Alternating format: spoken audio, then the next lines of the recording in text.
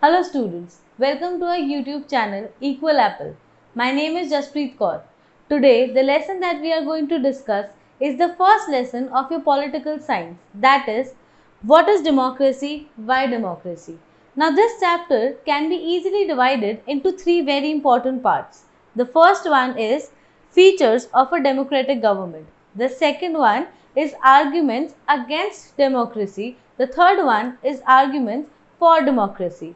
Now this entire chapter revolves around this very crucial word, that is democracy. So let's look at the definition of this word. Democracy is a form of government in which the rulers are elected by the people. That means the ultimate decision making power on who is going to govern their country lies in the hands of the very citizens of that particular country. In India, after every 5 years, there are Lok Sabha elections. The Lok Sabha elections determines the political party that is going to rule the country and make very important political decisions and policy decisions for the upcoming 5 years. Similarly, many other countries are democratic in nature. Now, there are around 195 countries in the world. Do you think all the countries are democratic? Well, the answer is no. So let's see how can we call certain countries as democratic whereas the other ones as non-democratic countries. So we have to look at the features of a democratic country. The first very important feature of a democratic country is major decisions by elected leaders. Now before moving forward, let me clarify one thing. In your book, there are very detailed examples given related to each point of the features. And the points that are given or the examples that are given are not exactly going with the point. They are actually in contrast to the headings. They are in contrast so that depending on that particular country, you can understand the scenario and then judge whether that particular country or that particular leader is taking a democratic decision or not. Now, there are four important features. The first one is major decisions by elected leaders. In Pakistan, there was a general in 1999. He led a military coup and he, using his power, overthrew a democratically elected government. Now, this was a setback to Pakistan and its democracy because of his coup, what happened was he declared himself as the president of that particular country, and eventually he led to the amendments. Amendments are the changes that he made in the constitution which gave him the ultimate decision making power. Now if you look at the first point of a democratic country, it clearly says that the major decisions should be by the elected leaders and not by the self-appointed leaders. Here, Musharraf, somewhere or the other, proves as a self-appointed leader rather than as a democratic leader. Okay, so this was complete opposite of what this point is trying to say. So this is not at all democratic in nature. The second point that we have is of free and fair political elections. Again, as I said in your books, there is a very detailed description given related to both these points, that is of Communist Party of China, and this one is a political party of Mexico. Again, I repeat, of Mexico. Now at this point, you can do one thing. Either I suggest that you always sit with a notebook and note down the points, extra points which you feel are important in the video, or either you can take the screenshot of this particular board and then you can, while you are reading the chapter, you can refer to your screenshot and underline the important points that are there in your book. This will be very helpful for you. Now coming back to our point, Institutional Revolutionary Party of Mexico and Communist Party of China, they both, if you look at it from a very enlarged point of view, they somewhere or the other appear to be democratic in nature, but they are actually not democratic in nature, as the entire power lies in the hands of these two. For Communist Party of China, there are 3,000 other members, but all those 3,000 members need the approval of the Communist Party of China first. Similarly, with Institutional Revolutionary Party of Mexico, they use unfair means to ensure that they are the ones who are in the power. So, thus, free and fair electoral competition is not possible either in China or in Mexico, and again, which doesn't make these countries as truly democratic countries. So, you cannot call China as well as Mexico as truly democratic countries. Now, let's look at the third very important feature of a democratic country, that is, one person, one vote, one value. Now, you must have heard of this entire line, that is universal adult franchise. Now, as per universal adult franchise, anyone who is 18 or above is eligible to cast their vote regardless of their gender, their caste, which was a very crucial step in many of the revolutions that have happened before. Now, this seems like a very easy point, and this seems like a point which can be done by every country. But still, until 2015, Saudi Arabia was a country which didn't grant this right to the women in their country. And we are talking about the 21st century, which was very, very crucial. And thus, realizing this, there were many protests in the country, and the government or the authority there, the monarchy there, had to give the right to the women to cast their vote. The next, there are two examples in your book. One is that of Estonia and the other one is that of Fiji, which again tells you that how countries choose discrimination, and they somewhere or the other doesn't give the equal rights of voting in their country. So you can use these points while you are writing your answers, which will give again very important and very crucial substance to your particular answers in the paper. Now let's look at the fourth and again a very important point in your chapter, that is rule of law and respect for rights. This point is a very important one because somewhere or the other democracy challenged the age old notions that earlier either religion or monarchy somewhere or the other had the ultimate power over the people. But what democracy did, it gave that particular power to law. Law became the supreme in the country. Now, Zimbabwe's political party, that is, you can call it as ZANU PF, used unfair practices to retain power. Now, here I like to mention the name of that particular leader, Robert Mugabe. Now, somewhere or the other, this person was actually people elected him, but eventually he didn't let go of that power and he misused that power and he retained his political power in Zimbabwe. So, all these points that are given in your book somewhere or the other suggest that how either sometimes they might be democratically elected leaders who can also somewhere or the other forget the basic features of democracy and they forget to uphold those features above, and they consider themselves even above democracy, which somewhere or the other becomes problematic. In the next section, we are going to look at the arguments that are against democracy. I hope you have understood till here.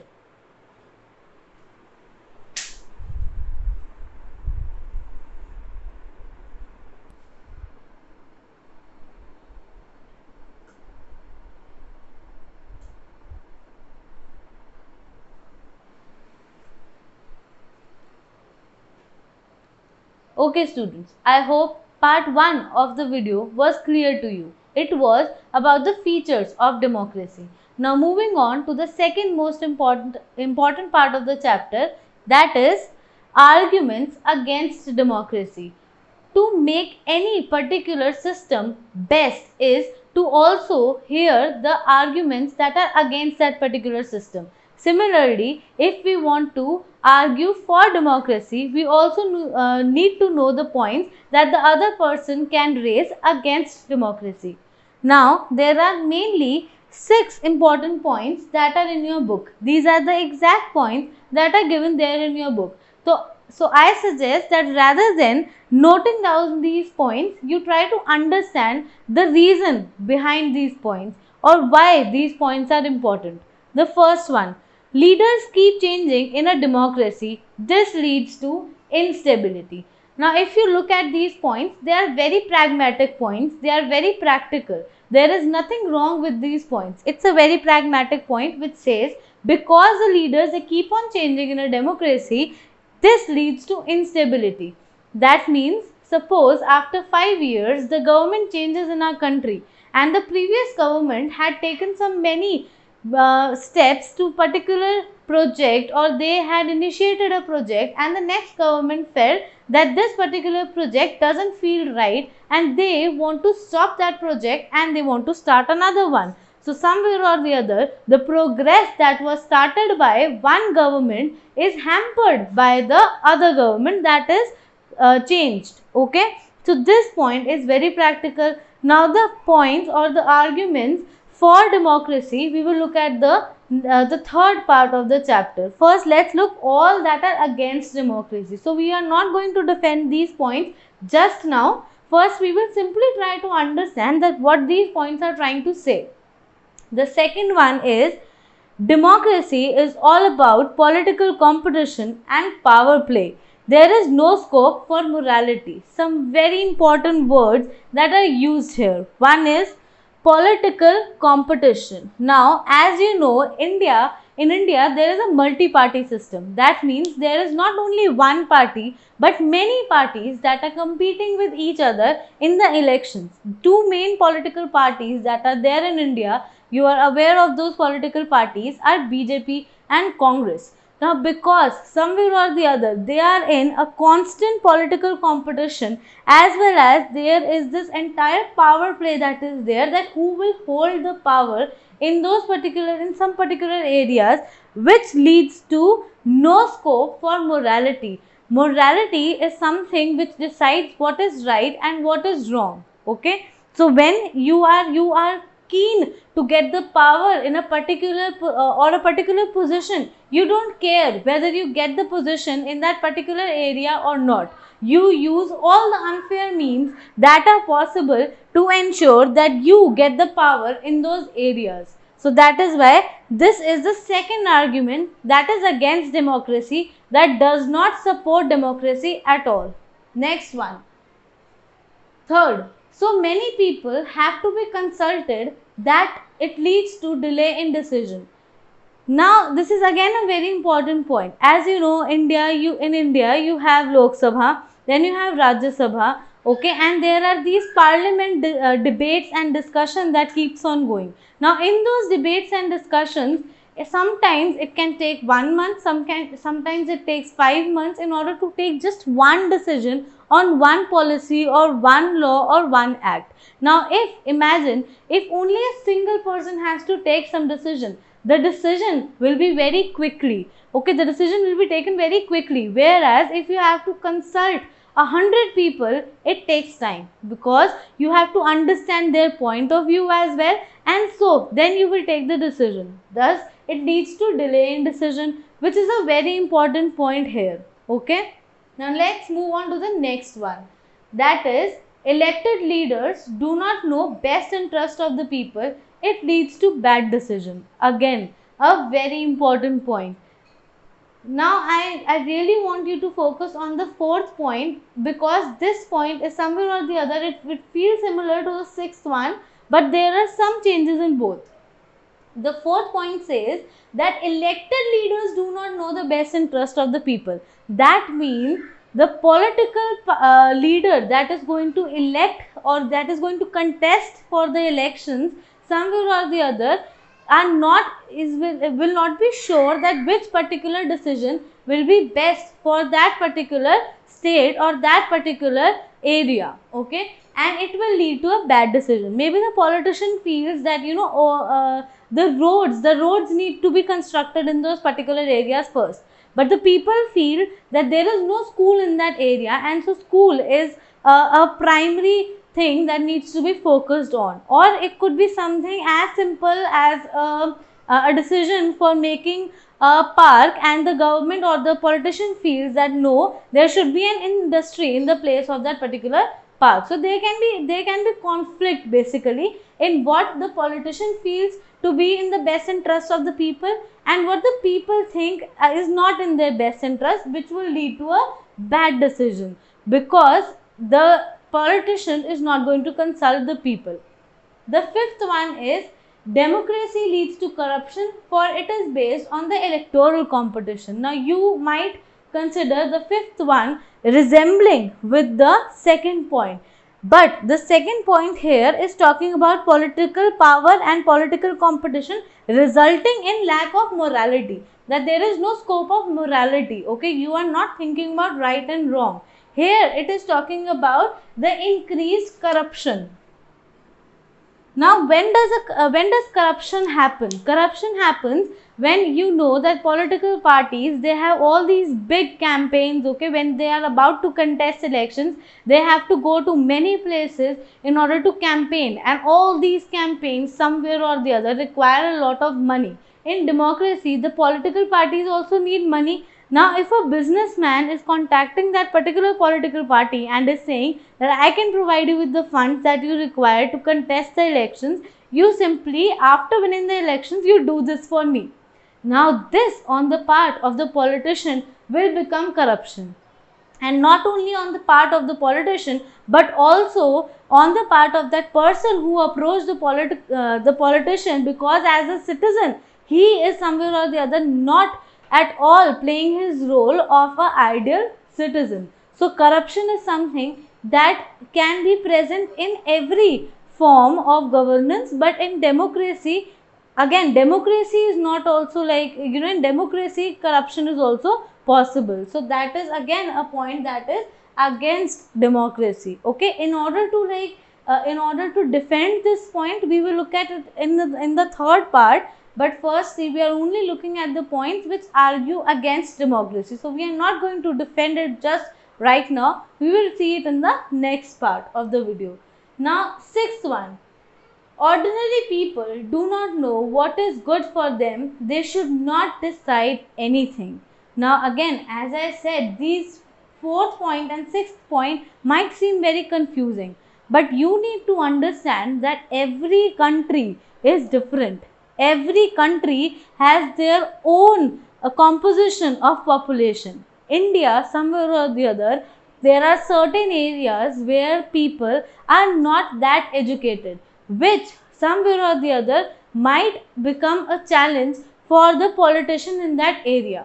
In a sense that if the people in those particular area feels, I gave you an example of road and the school. Now in that particular area, the people might be educated, so they are going to say that no, the school is more important than the road. But in a particular area, the politician might feel that roads are important and the people might feel that the school first is important. Both the development can be done side by side as well.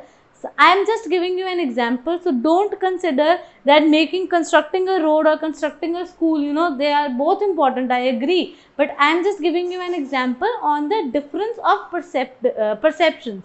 According to the politician, he might feel that the road is important. But in that particular, or in this example, the politician might feel that the school is important, but the people of the village are saying that no, we need roads first. So somewhere or the other, what they are saying is that they should not decide anything, in the sense that they should not entirely decide anything, because it might lead to a bad decision again. Now these both points are contrary to each other. Here somewhere or the other, we are saying that the politician might take the best decision, and here we are saying that the people might not know what is the best decision for them. Okay, so all these points are against democracy. They are very simple points. According to your perception, you can give in your examples to justify these points. In the next part of the video, we are going to make sure that we understand the points which can actually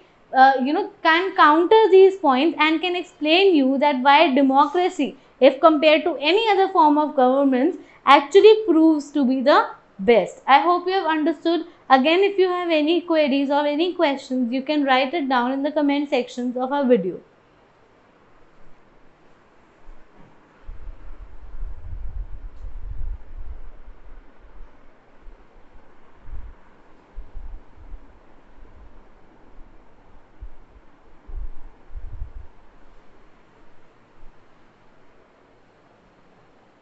Students, now we have come to the last part of our chapter, that is arguments for democracy.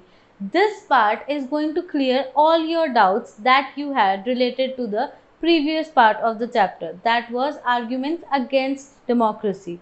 Now, let's get into it and let's look at the first point that we have in favor of our democratic governments.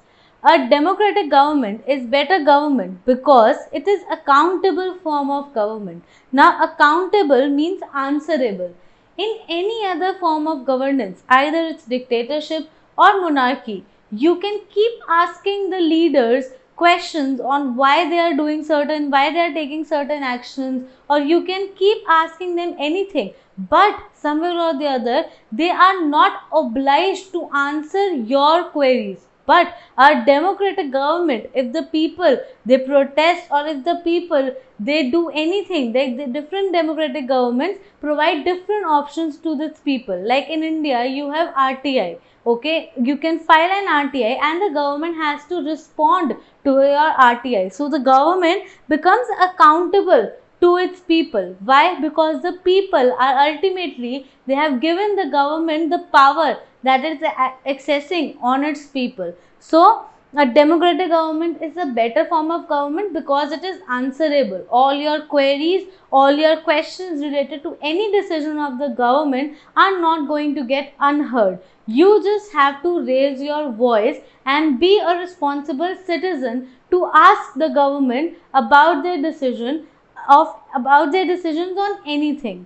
Now, the second point that we have is democracy is based on consultations and discussions, thus reduces the chances of rash or irresponsible decision and improves the quality of decision making. A very significant point, because this point was challenged by the earlier argument in the previous section, which said that democracy somewhere or the other leads to delay in decision, which was very practical. But either you can compromise on delay in decision, or you need a bad decision. A bad decision is much more problematic. Okay, once you consult a lot of people, you discuss with them, you understand their point of view on certain decision that the government has to take, more chances are that the decision is not going to be bad one, or is somewhere or the other, if it was it was about to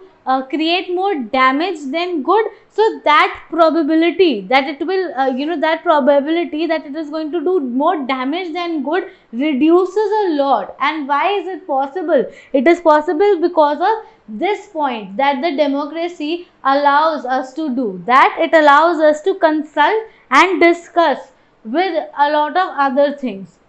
Okay, now let's move on to the third point, that democracy provides a method to deal with differences. Again, if you must have, if you have noticed, there is an entire system of judiciary in a country. The entire judiciary is not under the government. It's a separate organ of our country, of any democratic country. So it provides a method to deal with differences. If you have, there can be conflict of opinions. Sometimes one particular party might feel that this is something that is more crucial, the other might feel that this is something that is more crucial, and they are completely on the opposite ends. So what enables them to come together, or what enables them to take a decision, is the judiciary of a country. Okay, so it gives them a method to deal with their differences, whereas there is no such method that is available in a non-democratic regime, because there the autocratic leader or the autocratic government will take the ultimate decision, and they are not going to pay any heed to any of your arguments or any of your points to any decision. So again, this again stands in favor of our democratic governments. The fourth one is democracy enhances the dignity of citizen. I feel that amongst all the points, this one is very crucial point. Why it is crucial? If you look at the history of political, or of the history of people's revolution in the entire world, people understood that a society is a product of integrated efforts by all. Okay, by all. That means you cannot degrade a woman in the society, you cannot degrade a particular person because of their color, caste or anything. You have to move together in a society and you have to give the respect to each and every person in that particular society. And so this is the best thing that democracy enables us to do, that is, it gives you the position of a citizen. You are not just any person living in a country, you become the citizen, a responsible citizen of that particular country, because you play a very important part, as you have the right, the power to elect a particular government that is going to rule your country. So it's a big responsibility and it can only come if you have a democratic form of government. Okay. Now, the last but again very important point is democracy allows us to correct its own mistakes. Now, again, referring back to the previous section of the video, you might remember that in the arguments we saw how there might be sometimes politicians who feel that this is more important, and then people who might know what is more important, and that was a very conflicting point. And we at the moment, maybe the progress of a school might be important, or for other person the roads might be more important. But what democracy does is it allows you to correct its own mistake. That means if you have taken a wrong decision, there is a possibility that you can correct it. Okay, whereas in a non-democratic regime, the leader is not going to somewhere or the other enter into an argument or into a debate with you and is not going to ask for your opinions. It is only possible in democracy that even if maybe in that particular that particular politician or that particular person is not listening to your problem, but the next one who might come is more understanding, and depending on that might change the decisions that were taken by the previous leader. So it allows the space or the room to correct its own mistake. All these points were there so that you can understand that democracy is always better than a non-democratic regime. Okay, in democracy the power is shared, the responsibility is shared, and you are treated as a citizen, a respectable citizen of a country, and you are going to take the decisions, you are going to participate in the decision making of that country, and which is again a very important part or very important aspect of a society. So this chapter was just a basic introduction for you to understand what democracy is. In the upcoming chapters, we will in detail look at the other factors or other phenomena of democracy. I hope you have enjoyed this video, and I'll see you with the next video. Thank you.